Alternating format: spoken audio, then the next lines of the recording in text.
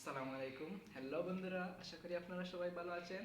আমি আজকে আপনাদের সামনে ইন্টারের বায়োলজি প্রথম পত্রের প্রথম অধ্যায়ে এমন কয়েকটি সংখ্যা নিয়ে আলোচনা করব যেগুলো প্রায় সিমিলার এবং আমাদের অনেক কনফিউজিং পড়তে হয়। ঠিক আছে, আমরা পরীক্ষা বা যখন আমরা পড়ালেখা করি তখন আমাদেরকে এটা মনে রাখতে অনেক অসুবিধা হয়। তাই আমি তিনটা এমনভাবে আপনাদের সামনে বিস্তারিতভাবে বা এমন টেকনিকে শিখিয়ে দেবো যেটা আপনার আজীবন মনে থাকবে, প্লাস এই যে সামনে আমাদের পরীক্ষা আসছে সেখানে গিয়ে আপনি নির্দ্বিধায় লিখতে পারবেন এবং আপনি কমন পাবেন। ঠিক আছে, আর সবার আগে একটা কথা বলে দেই, আমার লেখাগুলো কিন্তু একটু হিজিবিজি, অর্থাৎ আমি এখানে তো মানে প্র্যাকটিস করতে গিয়ে লিখেছি, তাই আর কি একটু লেখা একটু খারাপ হয়ে গেছে।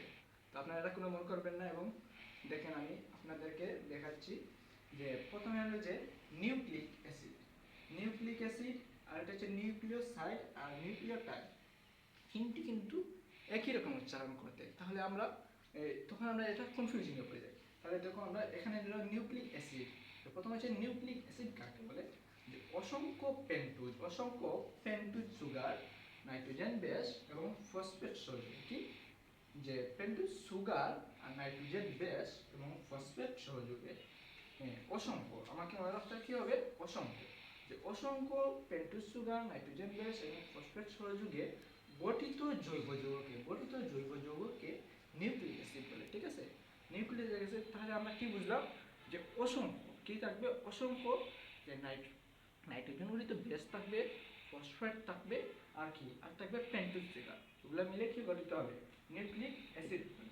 ঠিক আছে, আর পরবর্তী যে নিউক্লিওসাইড, নিউক্লিওসাইড কি, আমরা বলছি সাইড মানে কি পার্শ্ব। ঠিক আছে, সাইড মানে হলো পার্শ্ব, তাহলে এক অণু পেন্টুজ এবং এক অণু নাইট্রোজেন গ্যাস, অর্থাৎ এক অণু, এখানে আমরা পড়েছি যে অসংখ্য পেন্টুজ সুগার এবং অসংখ্য নাইট্রোজেন গ্যাস, কিন্তু এখানে আসবে যে এক অণু পেন্টুজ সুগার আর এক অণু নাইট্রোজেন গ্যাস। ঠিক আছে, এই এক অণু পেন্টুজ সুগার আর এক অণু নাইট্রোজেন গ্যাস মিলে নিউক্লিওসাইড উৎপন্ন হবে। ঠিক আছে, নিউক্লিওসাইড উৎপন্ন হবে।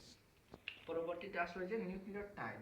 তাহলে নিউক্লিওটাইড কি, তাহলে নিউক্লিওটাইড হলো যে নিউক্লিওসাইডের সাথে এক অণু ফসফেট যুক্ত হয়, অর্থাৎ এই প্রথম যে আমি তিনটা উল্লেখ করেছি এই প্রথম তিনটাই আসবে, কিন্তু এখানে এক অণু করে আসবে, অর্থাৎ এক অণু নিউক্লিওসাইড আর মানে এক অণু নিউক্লিওসাইড আর এক অণু ফসফেট যুক্ত হয়ে নিউক্লিওটাইড গঠিত হবে, অর্থাৎ নিউক্লিওসাইডে আমাদের ঢুকে গেছে এক অণু পেন্টুজ আর এক অণু নাইট্রোজেন বেস, আর পরবর্তীতে এই নাইট্রোজেন সাইডের সাথে মিলিত হয়ে এক অণু ফসফেট যুক্ত হয়ে নিউক্লিওটাইড উৎপন্ন হয়েছে।